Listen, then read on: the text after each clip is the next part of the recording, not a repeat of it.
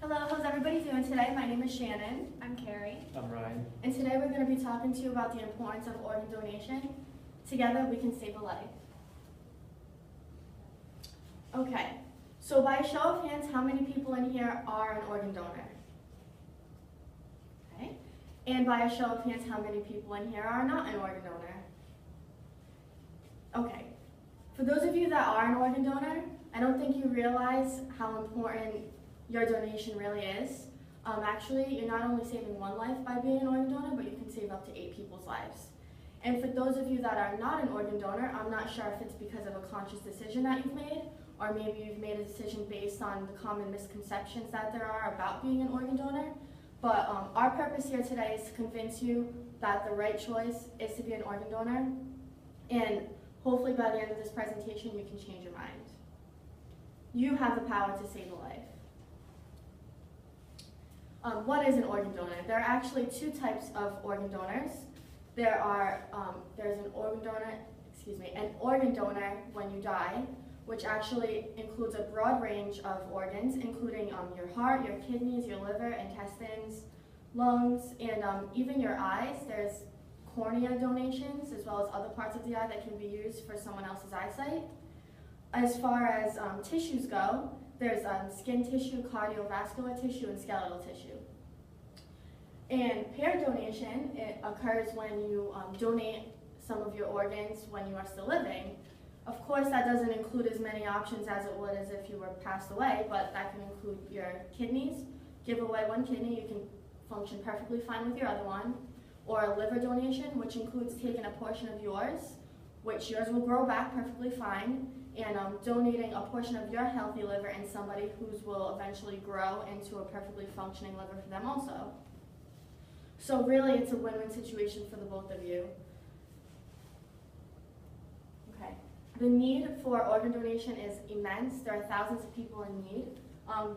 The reasons vary widely. This could be anywhere from a car accident to somebody injured on duty, terminal illnesses ranging from infants to adults to even the elderly. And many of these deaths can be prevented.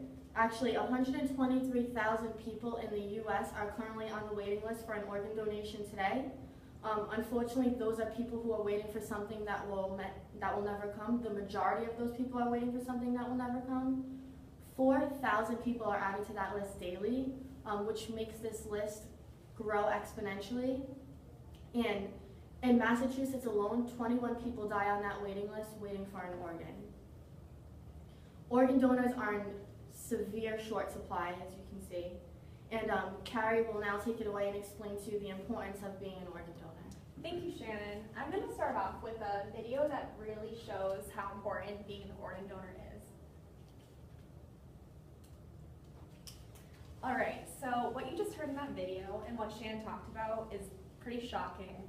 It's grim to think about this many people are waiting for an organ that can save their life or enhance their life if they're blind, if they're deaf. These are all things that could be changed for them that might never happen. So it's really important to register.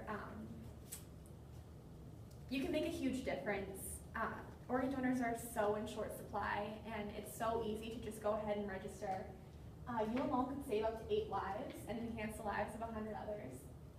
Anyone at any age can be a donor. It's really easy to become a donor. Many don't know that you can just register online. The DMV has a website that you can just go ahead, click on, sign your name, and you're all set. You don't have to wait in really long lines at the DMV, but if you are at the DMV getting your license or doing some kind of other identification paperwork, you can just check off the organ donation box and you're an organ donor.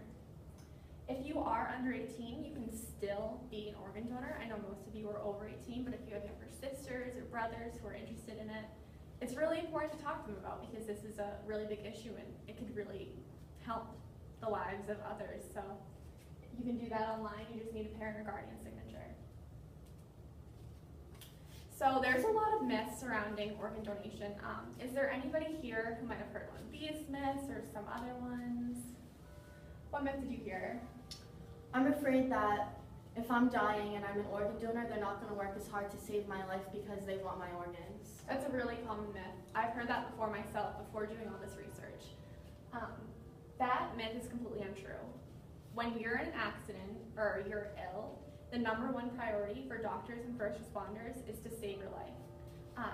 Organ donation isn't even discussed or checked until death is declared. Another myth would be that if you have an illness, you can't donate. That's not true. If you're sick or impaired in any way, you can still be an organ donor. It's really encouraged. There's still a lot of organs that can be donated to save lives upon your death.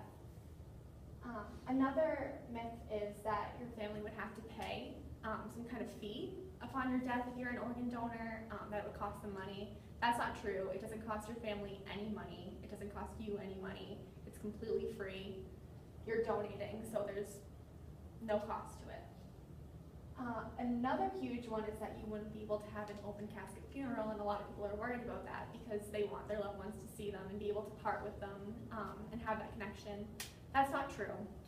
Doctors make really minimal incisions when removing organs upon death. Everything is covered by clothes. Nothing would possibly be seen. So that's a huge myth, and those are all untrue.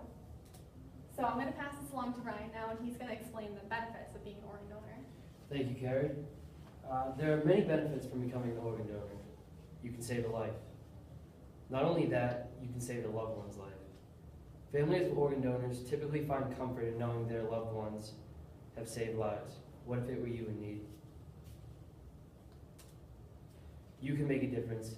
There are 2.5 million deaths every year in the U.S. alone. Imagine if all those people were organ donors. Remember, as Shannon said, one person has the power to save 8 lives. 2.5 million times 8, you do the math. So give it some thought. What if a family member or best friend needed an organ? What if that organ never came? How would it feel knowing someone somewhere could have saved their life, but because they didn't take the initiative to register, that organ never came? You have the power. Register today using the link we provided. Check out the stories of organ donors on the web. Think about the lives you can save. Live on, be your recipient. Remember, you have the power.